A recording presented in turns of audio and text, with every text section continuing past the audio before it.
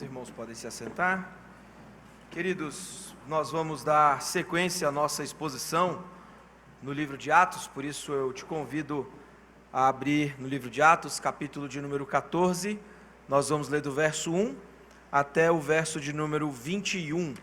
Ele fica meio quebrado mesmo, mas é por conta das divisões das perícopes, dos parágrafos. Então, nós vamos ler do 1 até o verso de número 21. Leia com atenção, leia com fé, porque é Deus falando contigo. Em Icônio, Paulo e Barnabé entraram juntos na sinagoga judaica e falaram de tal modo que veio a crer grande multidão, tanto de judeus como de gregos. Mas os judeus incrédulos incitaram e irritaram os ânimos dos gentios contra os irmãos.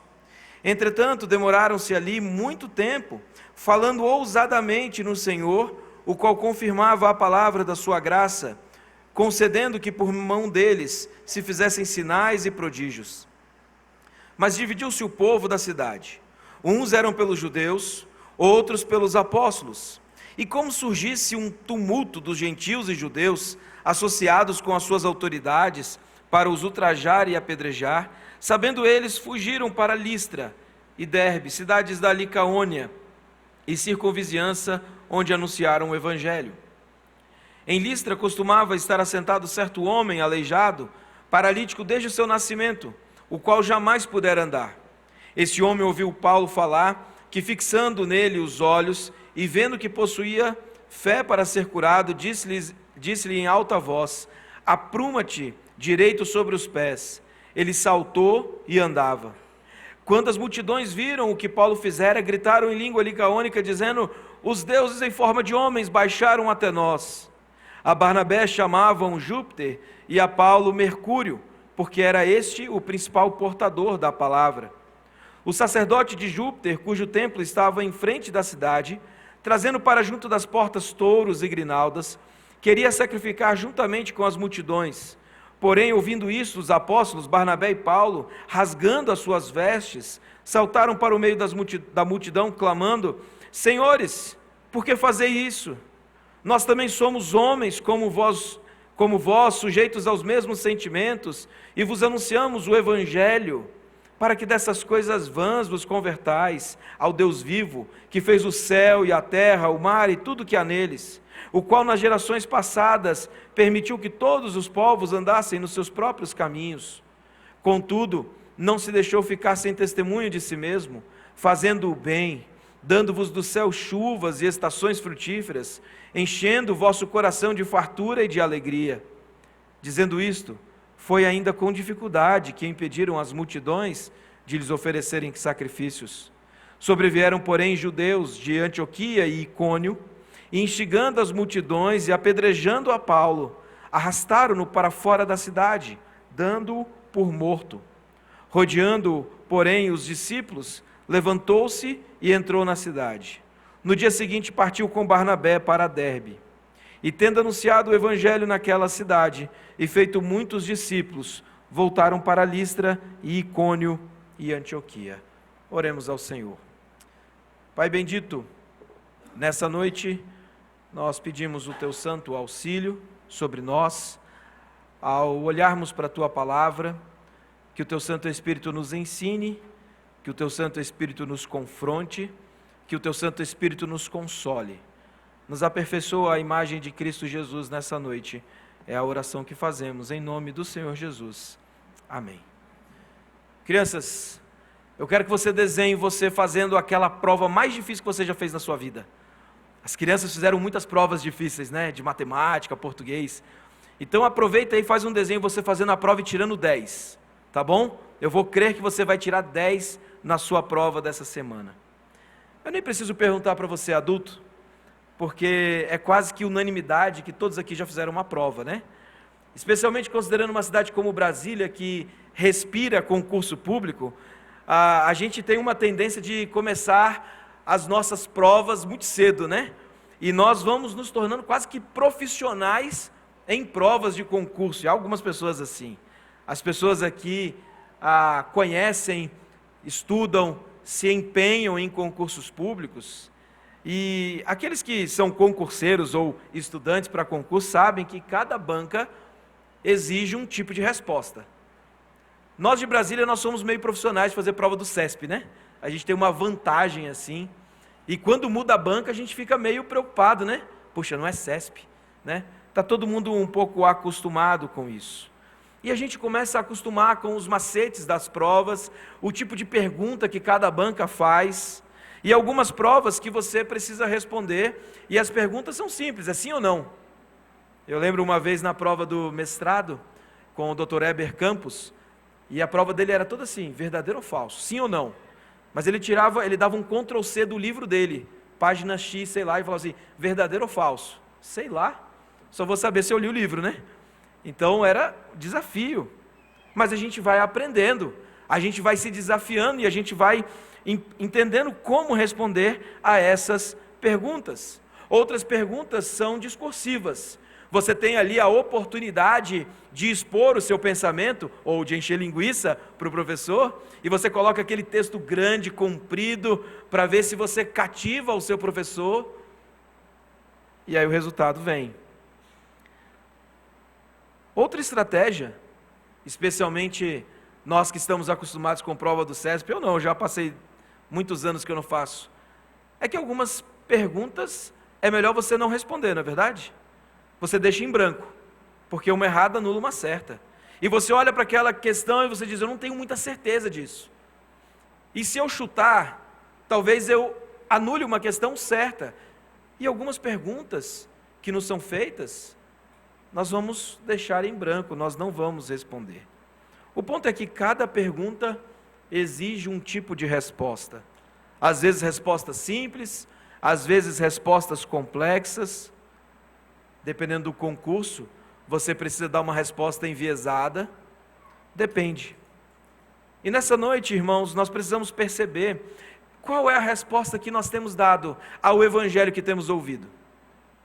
Quais têm sido as suas respostas ao longo da sua vida, uma vez que você está exposto ao evangelho e o evangelho tem te desafiado diariamente a uma vida aos pés de Cristo Jesus?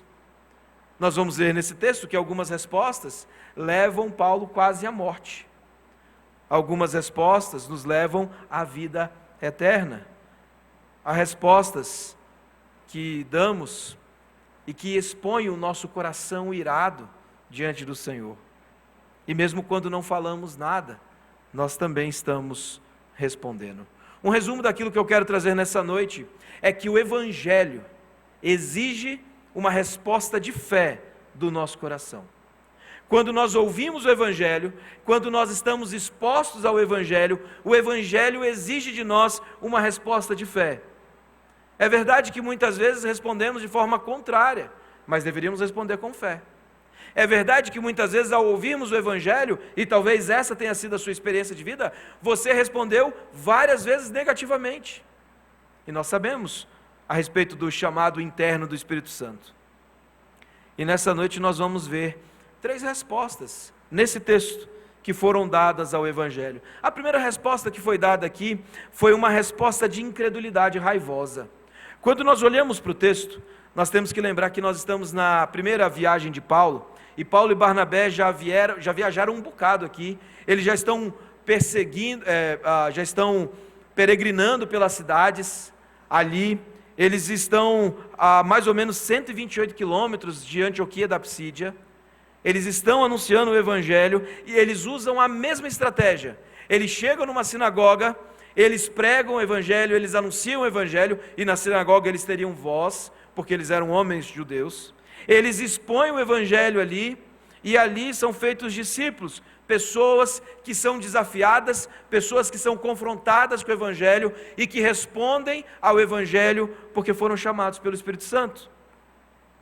E quando nós olhamos para esse texto, ao que tudo indica, a pregação do Evangelho nessa sinagoga foi um sucesso. O texto vai dizer que grande multidão creu. Versículo de número 1, veio a crer grande multidão, tanto de judeus como de gregos. E você diz assim, pastor, então não entendi, que incredulidade é essa? O problema é que depois que alguns creem, os que não creram começaram a arrumar uma confusão e uma celeuma enorme ali naquele contexto. Esses que não creram respondem ao Evangelho com uma incredulidade raivosa. Eles estão irados porque pessoas se arrependeram e creram no Senhor Jesus. O texto vai dizer que eles demoram bastante tempo ali e que o Senhor vai confirmando por meio de sinais e prodígios. E aqui a gente precisa fazer um parêntese. É importante a gente sempre lembrar que o livro de Atos é um livro narrativo e não um livro normativo. Tem uma diferença muito grande. O livro de Atos está narrando uma história, os atos do Espírito Santo, como nós comumente falamos. Mas ele não é normativo para a igreja. Não é tudo que acontece no livro de Atos precisa acontecer na igreja de hoje. Senão a gente precisava ter sinais e prodígios aqui, senão o nosso culto não seria agradável ao Senhor. O livro de Atos ele é narrativo. E esses sinais e prodígios, eles têm um propósito de confirmar a mensagem do Evangelho e confirmar também o apostolado de Paulo e Barnabé. Até porque o milagre que acontece aqui, mais para frente, é um milagre que identifica Paulo a Pedro e ao próprio Senhor Jesus. Mas a confusão ali foi tão grande na cidade que virou uma briga de torcida. O texto vai dizer que uns eram com os judeus, outros eram com os apóstolos, e houve uma confusão enorme na cidade, ao ponto daquelas pessoas pegarem pedras para apedrejar Paulo e Barnabé. Eles, sabendo disso, eles correm. Mas a primeira resposta ao Evangelho aqui, irmãos, é uma resposta de incredulidade raivosa. E se você olhar para o verso de número 19, você vai ver: sobrevieram, porém, os judeus de Antioquia. Eles viajaram mais de 30 quilômetros para apedrejar Paulo. Esse povo não tinha o que fazer, não tinha uma louça para lavar. Eles viajaram 32 quilômetros por causa da incredulidade raivosa deles. Eles estavam dispostos a matar, a quebrar o sexto mandamento. Porque odiavam Paulo? Não, porque odeiam o próprio Deus. E essa é uma resposta que é dada ao Evangelho. Eles vão lá, eles botam lenha na fogueira, e o texto vai dizer que eles de fato conseguem apedrejar Paulo, ao ponto de Paulo ser dado por morto. Os discípulos precisam rodear ele ali, para que ele não fosse mais apedrejado. E, irmãos, que crueldade é apedrejar uma pessoa, né? Na sua infância talvez você já tenha brigado de guerrinha de pedra, né? Aí pega uma pedrada em alguém, alguém chora, fica aquele climão. Aqui eles deliberadamente estão arrastando um homem para o meio da cidade e apedrejando. Não é pedrinha não, é pedrona. É pedra para matar. Ao ponto de que Paulo foi dado por morto. Mas de uma forma miraculosa, Paulo não morre ali. E era comum apedrejarem pessoas ali. Mas Paulo está sofrendo as consequências do Evangelho. Paulo está vivendo as consequências de viver a vida de Cristo. No livro de Filipenses nós lemos que a nós foi dado o privilégio de não apenas crer em Cristo, mas também de sofrer por Cristo. Mas quando nós lemos Isaías 53, nós vemos que o nosso sofrimento nada mais é do que uma identificação com aquele que sofreu em nosso lugar, aquele que foi desprezado, aquele que sofreu dessa incredulidade raivosa de homens maus, que o rejeitaram como Senhor e Salvador da sua vida. Nós estamos sendo identificados com Cristo Jesus. E não é à toa que Paulo, na sua epístola aos Gálatas, e aqui vale a pena lembrar que essa região é a região da Galácia, ok? Paulo manda uma carta aos Gálatas, e no capítulo 6, verso 17, ele diz assim: quanto ao mais ninguém me moleste, porque eu trago no corpo as marcas de Jesus. Ele não traz as marcas das pedradas, ele não traz as marcas da incredulidade raivosa, ele traz as marcas de Jesus, porque ele se identifica como discípulo de Cristo Jesus.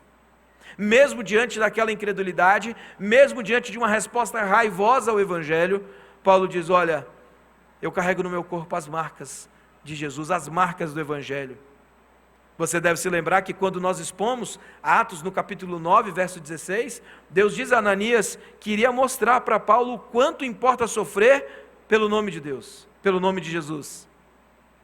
E aqui Paulo, de fato, precisa sofrer pelo Evangelho. Ele carregaria as marcas de Cristo no seu corpo.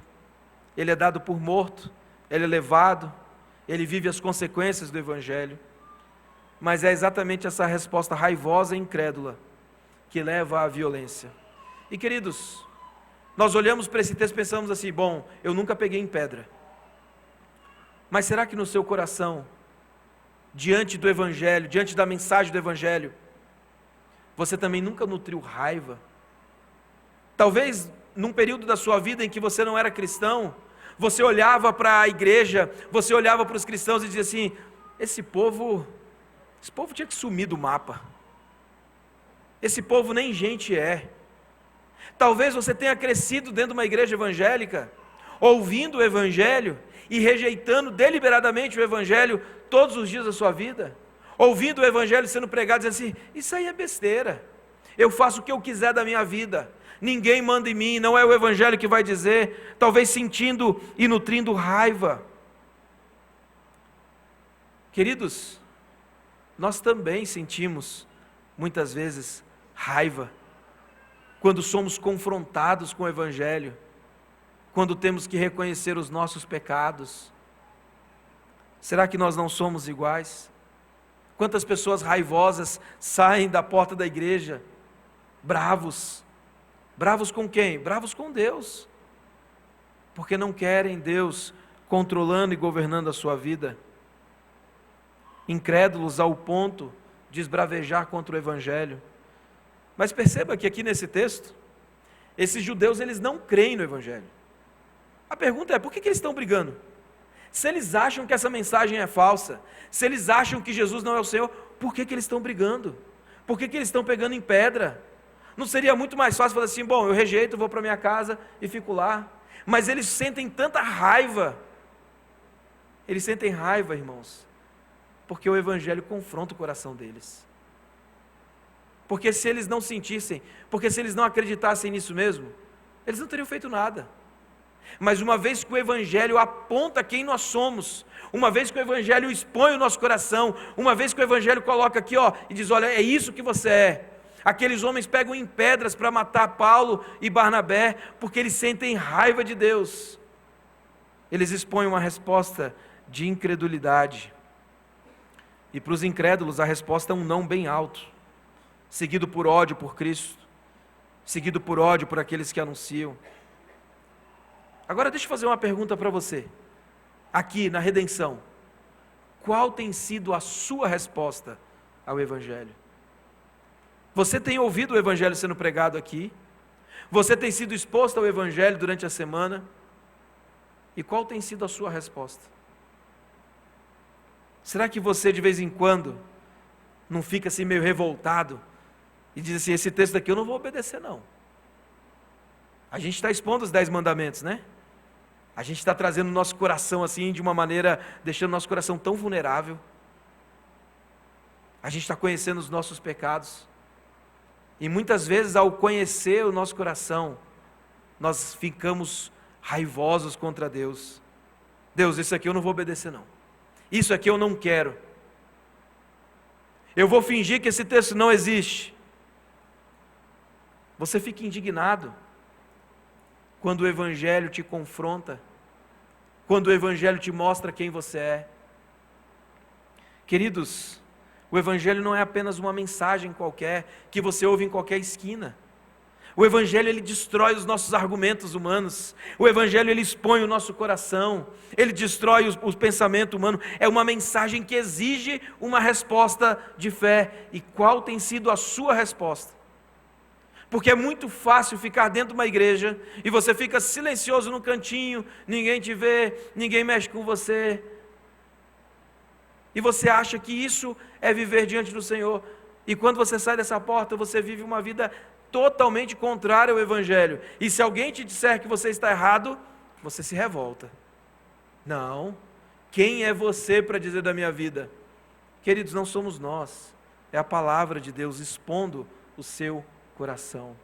E o Evangelho, ele tem essa capacidade, ele expõe quem nós somos, para trazer o remédio para a nossa alma, que é Cristo Jesus o Senhor. Será que você não tem dado, não tem respondido de forma incrédula e raivosa? Será que ao ouvir a mensagem do Evangelho você não diz assim, isso aqui não serve para mim não, isso aqui é coisa passada, isso aqui deixa para quando eu ficar mais velho, quando eu ficar mais velho eu vou obedecer, agora que eu sou jovem, adolescente, criança, eu vou fingir que isso aí não é nada. Será que essa tem sido a sua resposta? Será que a sua resposta tem sido uma espiritualidade idólatra? Isso é o nosso segundo ponto.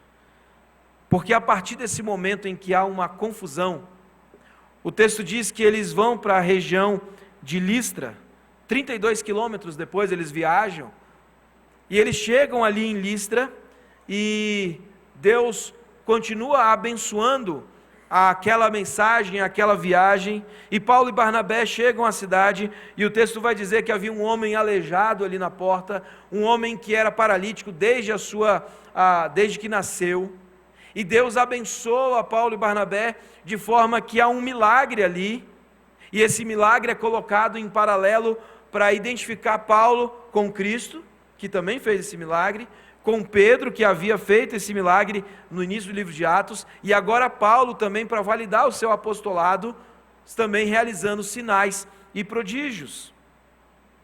E o texto vai dizer que Paulo, ao olhar aquele homem, vendo que ele tinha fé para ser curado, Paulo diz: levanta, anda, se apruma. E de fato acontece aquilo. Acontece um milagre ali na cidade de Listra. E talvez você pense assim, bom, você seja também, talvez que nem Tomé. Ali Paulo estava só anunciando o evangelho. Em Listra, Paulo está anunciando o evangelho e tem um milagre ali acontecendo. Bom, agora o pessoal vai se converter. A resposta dessas pessoas é uma espiritualidade idólatra. Porque mesmo diante disso, mesmo diante daquele milagre, o que acontece não é um quebrantamento, o que acontece não é pessoas rendidas ao pé de Cristo, o que acontece ali é uma resposta idólatra, é uma espiritualidade idólatra.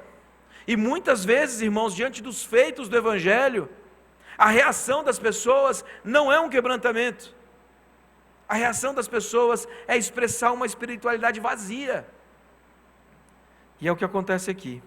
E vale a pena nós explicarmos o que está acontecendo aqui. A história conta que Ovídio, que era um poeta romano, narrou uma história em que os deuses vieram à terra, mais especificamente Zeus e Hermes. Eles desceram à terra dos homens, eles desceram da onde eles viviam para habitar aqui na terra. E eles chegam então àquela região, essa região aqui da Frígia, e eles estão visitando aquela cidade, e eles estão batendo de porta em porta, procurando alguém que possa hospedá-los. Mas a resposta das pessoas é uma resposta dizendo: não tem lugar para vocês aqui. Eles eram homens viajantes, as pessoas não conseguiam olhar e ver os deuses Zeus e Hermes. E finalmente, depois de muito procurar, um velho senhor e sua esposa deram boas-vindas aos deuses em seu humilde lar. E Ovídio conta então que Zeus e Hermes deram muitas recompensas a esse casal de idosos, porém, a toda a cidade que havia rejeitado, Zeus e Hermes destroem a casa das pessoas. É exatamente nesse contexto que nós estamos, porque quando Paulo e Barnabé fazem aquele milagre, o texto vai dizer, versículo de número 11, quando as multidões viram o que Paulo fizera, gritaram em língua licaônica, dizendo: os deuses em forma de homens baixaram até nós. Eles estão revivendo o poema de Ovídio, e eles estão com a percepção de que agora eles não podem perder a oportunidade de receberem os deuses na sua casa. E eles atribuem então a Paulo e Barnabé o nome de Júpiter e Mercúrio, que é o nome de Zeus e Hermes, e atribuem a Paulo Mercúrio, porque era ele quem falava, e Hermes era o Deus que falava, o Deus que argumentava. E ao invés de responderem ao Evangelho com fé, eles respondem ao Evangelho com uma espiritualidade idólatra. Eles veem os sinais, mas eles estão com os olhos fechados ainda para o Evangelho, e eles olham para essa situação e dizem: os deuses baixaram até nós. Eles querem sacrificar touros para Paulo e Barnabé. Irmãos, o texto diz que Paulo e Barnabé, diante disso, rasgam as suas vestes e dizem: nós somos homens iguais. E é importante salientar, irmãos, que o Evangelho, diante do Evangelho, a nossa tendência muitas vezes não é olhar para Cristo, como o povo aqui fez. Nós olhamos ouvimos o Evangelho e colocamos os nossos olhos em homens. E nós temos a tendência de gostar desse tipo de idolatria. Nós temos os nossos pregadores favoritos. Muitas vezes os nossos pregadores favoritos, quando falam, você nem olha na Bíblia. Não, se a pessoa falou, está falado. E nós temos uma tendência a idolatrar pessoas, o que mostra a imaturidade do nosso coração diante do Evangelho. E nós vimos como pessoas têm tendência a gostar dessa idolatria. Mas você se lembra que algumas semanas atrás Herodes foi morto, comido por verme, porque ele queria a glória para si? Agora você imagina Paulo e Barnabé dizendo assim: isso, sacrifiquem touros, tragam as grinaldas, nós queremos ser adorados. Vocês querem tirar foto com a gente? Marca lá no Instagram e tal. Paulo e Barnabé rasgam as vestes e dizem assim: não, nós não podemos receber glória que é dada somente a Deus. Nós não podemos receber sacrifícios porque nós somos homens como vocês. Nós somos suscetíveis aos mesmos sentimentos, aos mesmos pecados. Irmãos, talvez diante do Evangelho, você olhe mais para o pregador do que para a mensagem. Talvez você tenha a tendência de achar que o Evangelho é apenas um Evangelho de experiências subjetivas, é verdade. E como em Listra, você vive uma fé meio mística. Se eu não sinto, Deus não está aqui. Se eu não vejo sinais e prodígios, Deus não está nessa igreja. E o povo pega no nosso pé por causa disso, né? Deus não está na igreja presbiteriana, é tudo meio frio, a gente nem bate palma. Deus não deve estar nessa igreja. E nós vamos tratando o Evangelho como se fosse algo apenas para experimentarmos, para sentirmos, expressando e respondendo ao Evangelho com uma espiritualidade idólatra, baseando a nossa fé no que os nossos olhos podem ver, e se esquecendo que o Evangelho é sobre Cristo, é sobre a obra de Cristo, e o Evangelho é pela fé, e somente pela fé. É isso que nós professamos como igreja. E Paulo e Barnabé aqui colocam os pingos nos is e dizem: olha, não venha com adoração para nós não. Nós somos homens. E aqui eles passam então a expor o Evangelho. A partir do verso de número 15, Paulo começa a fazer essa argumentação, e no final do verso 15 ele diz: olha, nós anunciamos a vocês o Evangelho, para que dessas coisas vãs vos convertais ao Deus vivo, que fez o céu, a terra, o mar e tudo que há neles. O que Paulo passa a expressar agora é o Evangelho, mostrando e expondo aquilo que nós chamamos de revelação geral. Deus expõe o Evangelho em quadros da natureza. Nós olhamos para o céu de Brasília e temos que olhar o Deus Criador. Olhamos para a beleza de uma flor e sabemos que Deus é o autor daquela beleza. Sentimos os aromas da vida e reconhecemos o Deus Criador, não os homens. E Paulo mostra a revelação geral aqui, dizendo: é o Senhor, é o Deus vivo, que fez os céus e a terra, esse que vocês devem adorar. Vocês conhecem, vocês veem, vocês têm a natureza, vocês têm essa revelação geral, e não só apenas a revelação geral. A partir do verso de número 17, ele vai dizer: contudo Deus não se deixou ficar sem testemunho de si mesmo, fazendo o bem, dando-vos do céu chuvas, estações frutíferas, enchendo o vosso coração de fartura e de alegria. Queridos, Paulo está dizendo assim: Deus expõe na natureza a sua revelação, e Deus ainda derrama sobre vocês da sua graça comum.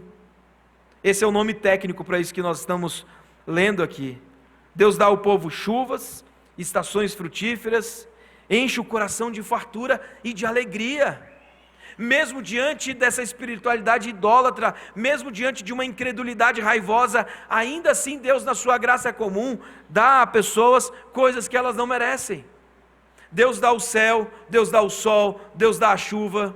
E aqui em Brasília Deus dá tudo isso num dia só, né? Chuva, frio, uma doideira. Mas Deus é soberano, Ele conhece, Ele sabe o que nós precisamos, inclusive da seca. Irmãos, isso é a graça comum de Deus, dando a pessoas ímpias também dá alegria. Ímpios também se alegram, ímpios também têm prosperidade, ímpios também vão bem na sua vida. E Paulo está dizendo: vocês não conseguem reconhecer a bondade de Deus. Vocês estão adorando a Mercúrio e a Júpiter e vocês não conseguem perceber que o Evangelho não é sobre isso. Ao mesmo tempo que Deus governa as coisas, o que nós chamamos de providência, Ele derrama essa graça sobre ímpios, sobre crentes. Deus dá alegria sobre os povos. Ele cuidou de toda a criação, Ele é um grande, Ele faz essa orquestra funcionar de uma maneira perfeita. Mas o povo aqui não consegue reconhecer o Evangelho. E essa é muitas vezes, irmãos, a resposta que nós damos ao Evangelho. É uma espiritualidade idólatra. Nós queremos o que Deus pode oferecer, nós queremos os benefícios do Evangelho, mas não queremos ter um relacionamento verdadeiro com o Senhor. Nós queremos os benefícios da igreja, nós queremos a comunhão do corpo, nós queremos as amizades, os almoços de domingo, mas não nos submetemos à lei de Deus, não nos submetemos à voz de Deus, à palavra de Deus, e é muito fácil nós confundirmos isso.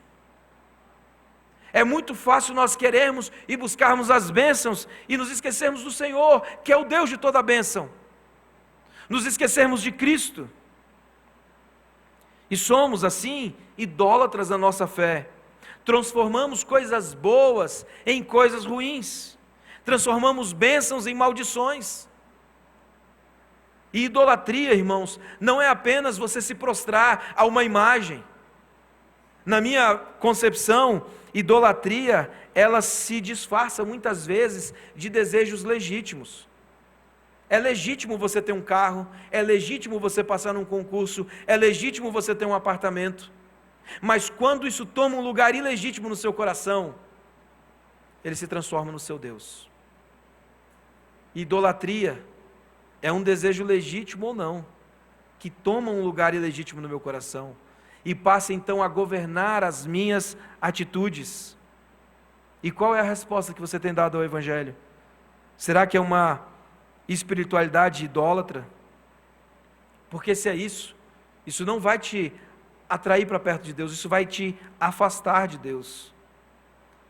E é nesse sentido que Paulo exorta aqui esses homens, que viram os sinais, que viram as bênçãos de Deus no milagre, mas não conseguem se quebrantar diante do Senhor.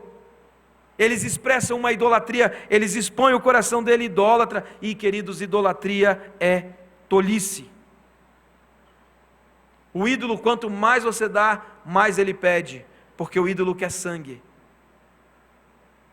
Ele quer tudo seu. Mas Cristo Jesus, Ele se dá por nós. Cristo Jesus se entrega por nós. O ídolo quer tudo que é seu.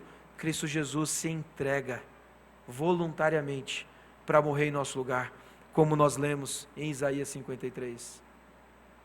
Por isso, se prostrar aos falsos ídolos, aos ídolos do nosso coração, aos desejos ilegítimos, ou deixarmos sermos consumidos por desejos legítimos que tomam lugar legítimo no nosso coração, é tolice, é uma espiritualidade idólatra. E muitas vezes nós achamos que isso é o Evangelho, mas isso não é o Evangelho.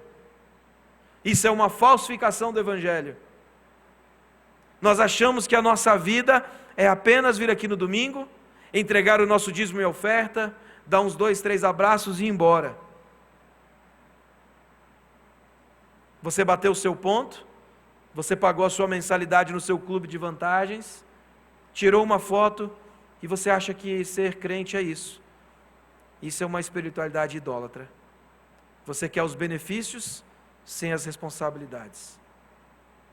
É nossa responsabilidade sim estar no domingo, é nossa responsabilidade sim entregar os nossos dízimos e ofertas, é nossa responsabilidade viver comunhão, mas o Evangelho não é só sobre o domingo, o Evangelho é sobre a vida, é segunda, terça, quarta, quinta, sexta, sábado, é no seu trabalho, é na sua família, é nos seus relacionamentos, é na forma como você conduz a sua vida, porque tudo que nós fazemos é diante da face de Deus, toda a nossa vida é corandeu diante da face de Deus, e se você acha que o Evangelho é só vir bater o ponto no domingo e ir embora, talvez você tenha uma espiritualidade idólatra, e você ainda não tenha entendido que o Evangelho é sobre uma vida prostrada aos pés de Cristo, é uma vida de reconhecimento que Cristo é o Messias, que nós éramos inimigos, mas Ele nos reconciliou com Deus Pai.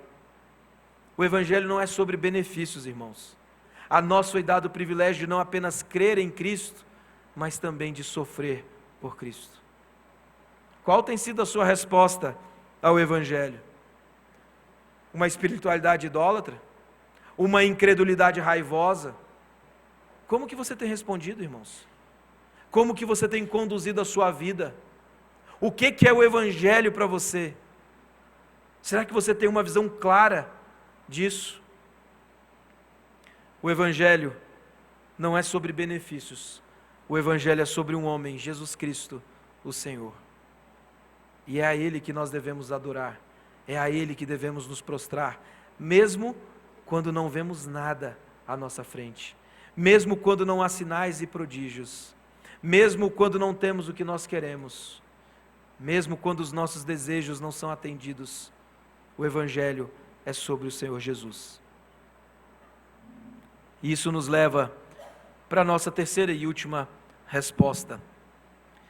Verso 1 e verso 21. E talvez esse texto aqui seja escrito de uma forma da poesia hebraica de um quiasmo. Ele começa com a afirmação de pessoas crendo, ele termina com a afirmação de pessoas crendo no Evangelho. Verso de número 1 e verso de número 21. Em Icônio, Paulo e Barnabé entraram juntos na sinagoga judaica e falaram de tal modo que veio a querer grande multidão, tanto de judeus como de gregos. Verso de número 21. E tendo anunciado o evangelho naquela cidade e feito muitos discípulos, voltaram para Listra e Icônio e Antioquia. A última resposta, e a resposta correta, é uma resposta de fé em Cristo Jesus.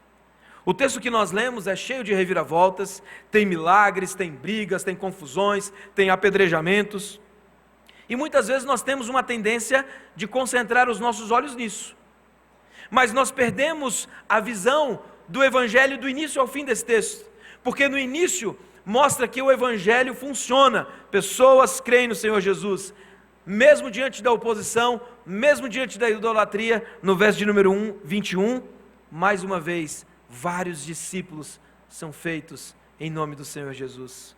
A resposta correta, irmãos, é uma resposta de fé em Cristo Jesus.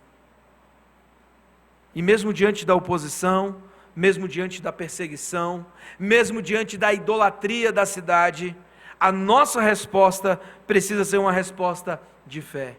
E o livro de Atos narra como o Evangelho é poderoso, como o Evangelho é maravilhoso, como o Evangelho converte corações incrédulos e raivosos como o de Paulo, corações idólatras como dos gentios. Como esse Evangelho é maravilhoso, porque ele é o poder de Deus para a salvação de todo aquele que crê. É a forma de Deus chamar aqueles que são seus, os seus eleitos. E o livro de Atos é essa narrativa do poder do Evangelho, do poder do Espírito Santo de quebrar, de chamar, de converter pessoas. E nesse texto nós vemos que o Evangelho funciona. A mensagem do Evangelho invade os corações, arranca a falsa espiritualidade, o Evangelho faz discípulos do Senhor Jesus, põe pessoas incrédulas, põe pessoas idólatras, prostradas aos pés do Rei da Glória. E não é à toa que Paulo vai escrever uma carta aos Gálatas, porque uma igreja é plantada a partir da mensagem do Evangelho nessa região. A igreja dos Gálatas fica exatamente nessa região. Há tantos discípulos ali naquela cidade, que uma igreja floresce, irmãos. Discípulos unidos agora, professando a fé em Cristo, vivendo a vida da igreja. E Paulo escreve a carta dos Gálatas, falando o que para os Gálatas? Relembrando o Evangelho. Porque os judaizantes começam a querer perverter aquela cidade, voltar às práticas dos judeus, e Paulo escreve uma carta dizendo assim: se alguém anuncia um evangelho diferente do que eu anunciei, que seja anátema. Paulo foi bem polido, literalmente significa que seja amaldiçoado, ou que essa pessoa vá para o inferno. É mais ou menos essa a ideia do texto grego. O campo semântico é amplo, mas essa é a ideia. Paulo vai relembrar o evangelho aos Gálatas, dizendo: eu preguei o evangelho, discípulos foram feitos, uma igreja foi formada. Se alguém anuncia o evangelho diferente, que essa pessoa seja amaldiçoada. Ele vai dizer para os Gálatas: quem enfeitiçou a mente de vocês, para que vocês abandonem o evangelho e se voltem para práticas que não vão conduzir à salvação? Queridos, a resposta que nós temos que dar ao evangelho é uma resposta de fé em Cristo Jesus. Essa é a resposta mais importante da nossa vida. É uma resposta de fé e arrependimento que procede da fé que Deus nos dá. Não é a força da nossa ira que nos levará para perto de Deus. Não é a nossa espiritualidade idólatra que nos levará para perto de Deus. O que vai nos levar para perto do Senhor é a fé em Cristo Jesus. E somente em Cristo Jesus. E graças a Deus por isso. Louvado seja Deus por isso. Porque o Evangelho tira de nós qualquer peso, tira de nós os nossos méritos, tira de nós a nossa força, a nossa idolatria. E assim nós podemos desfrutar de uma vida abundante ao lado do Senhor. Veja que o apóstolo Paulo, ele sofre as consequências do Evangelho, mas ele sofre porque Cristo morreu, porque Cristo é o próprio Evangelho. O sofrimento de Paulo é uma identificação com a obra de Cristo como discípulo. E eu e você temos que estar preparados também para o privilégio de não apenas crer, mas também de sofrer por esse Evangelho. Uma vez que respondemos ao Evangelho, é como se colocasse um alvo na nossa testa. Pronto, você precisa se preparar para morrer também por Cristo. Não para conseguir a sua salvação, porque Cristo Jesus conseguiu isso na morte dele, mas para que você possa se identificar com o Senhor da igreja. Isso, irmãos, nós precisamos ver isso como um privilégio.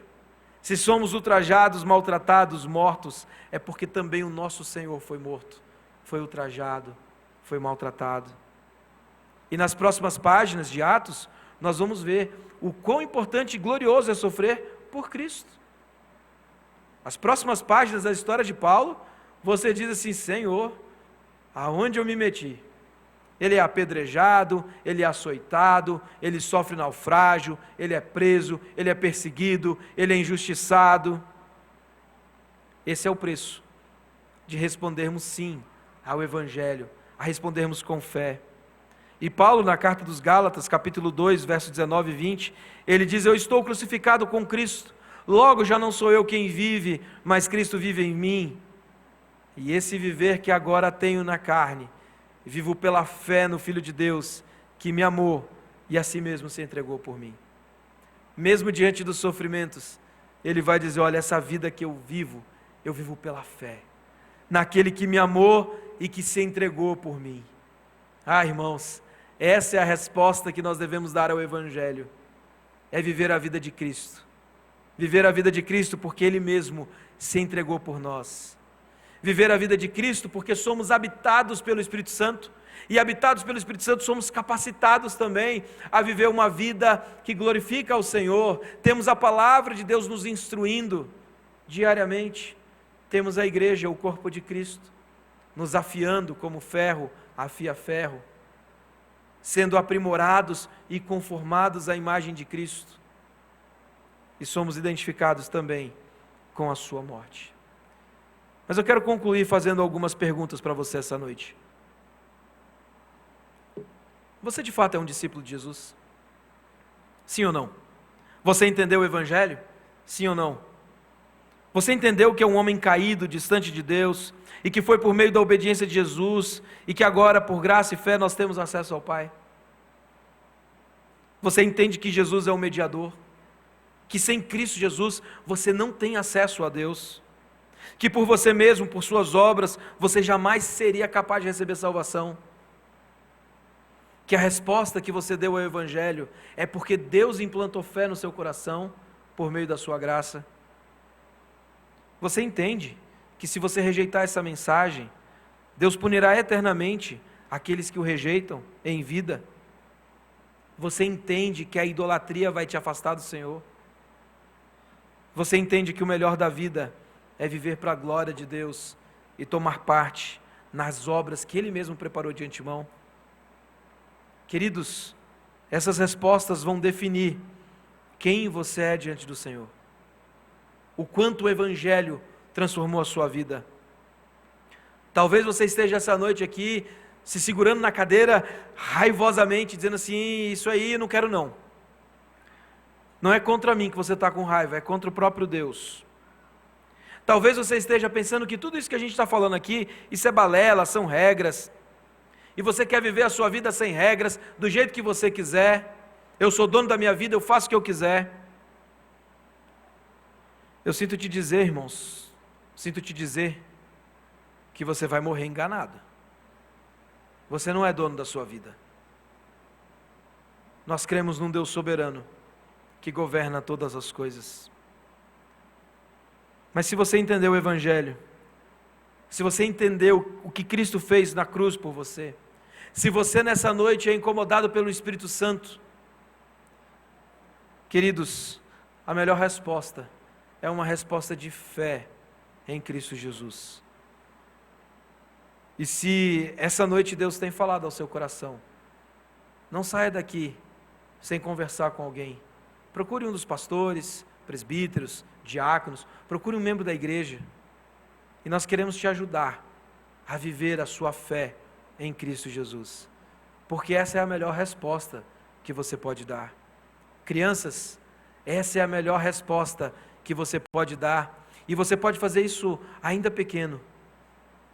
Você pode entender o Evangelho ainda pequeno, porque é o Espírito Santo que aplica o Evangelho a cada coração. E por isso que os nossos filhos estão aqui, ouvindo o Evangelho, e nós descansamos no poder de Deus, que salva também os pequeninos. Que esse Evangelho floresça na nossa vida, que a gente professe a nossa fé no Senhor Jesus todos os dias da nossa vida, e que a gente viva para a glória do Senhor. O Evangelho exige uma resposta de fé do nosso coração. Que esse seja o dia que você vai professar a sua fé em Cristo Jesus. Porque apesar da oposição, apesar da idolatria, o nosso Senhor é sempre vitorioso, e Ele vai chamar todos aqueles que são seus, no tempo certo e para a glória do seu santo nome. Que Deus nos abençoe. Amém. Vamos nos colocar de pé e vamos cantar o hino 49, Sempre Vencendo, que mostra como Cristo é o vitorioso, aquele que vence todos os nossos inimigos.